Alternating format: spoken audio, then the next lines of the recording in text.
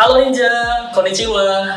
Kembali lagi bersama saya, Mufti dari ProGate Indonesia. Pada video sebelumnya, kita sudah membahas tentang tipe data. Di video kali ini, kita akan membahas lebih lanjut lagi tentang JavaScript. Khususnya, kita akan membahas tentang apa sih variabel dan konstan itu, apa manfaatnya, dan bagaimana sih cara menggunakannya. Pembahasan ini akan kita bagi menjadi 3 bagian.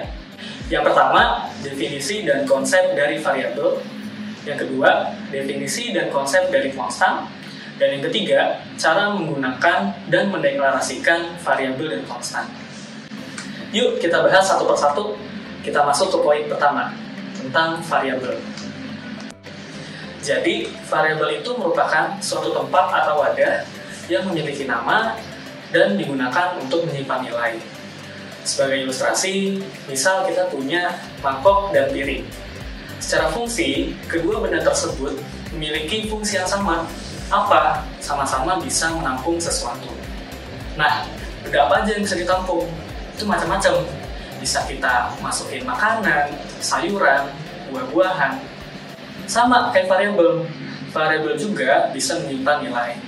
Nilainya bisa berupa angka, berupa tulisan, ataupun boolean, dan lain-lain.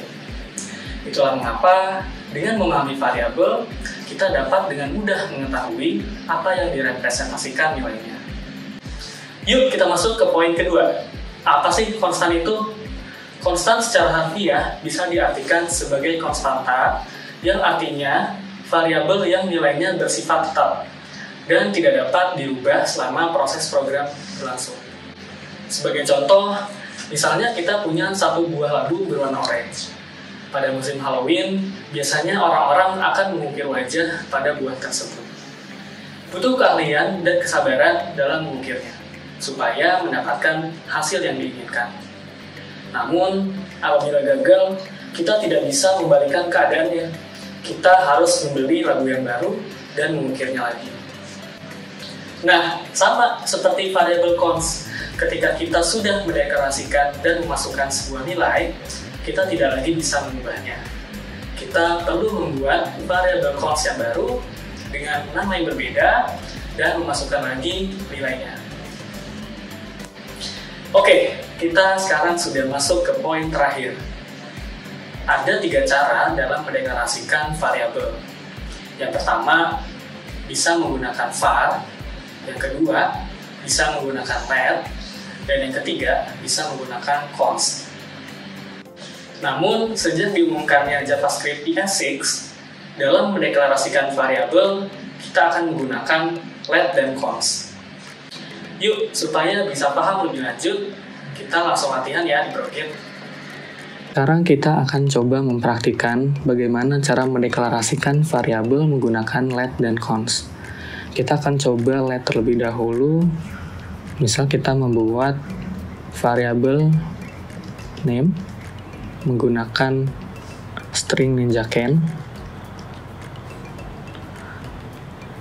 Kita akan coba cetak nilai dari name tersebut.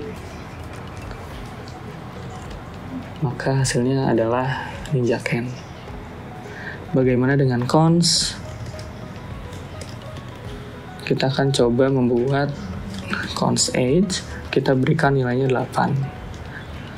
Lalu kita cetak juga ke konsol.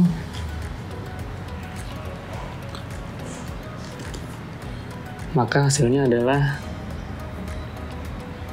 ninjaken dan 8. Lalu, apa perbedaan cara mendeklarasikan variabel menggunakan let dan const? Jika kita menggunakan let, nilai pada variabel tersebut bisa kita update. Misal, name ini kita ubah menjadi guru domba. Ketika kita running, nilai dari variabel name tersebut sudah diupdate atau sudah diubah menjadi guru domba.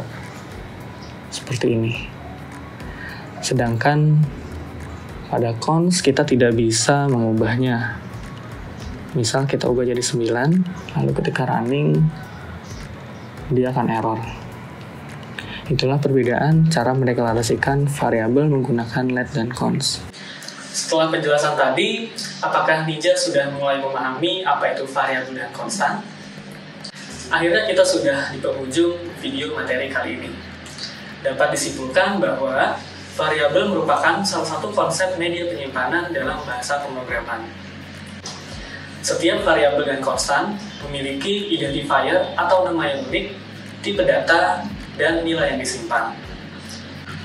Jadi, yang membedakan antara variabel dan konstan adalah sifat dari wadah tersebut. Jika variabel nilainya dapat berubah-ubah, sedangkan nilai pada konstan bersifat tetap. Setelah ini, yuk langsung mulai belajar di Proget.com. Jangan khawatir, untuk teman-teman yang belum punya pengalaman coding sama sekali, bisa banget loh belajar di Proget mulai dari nol.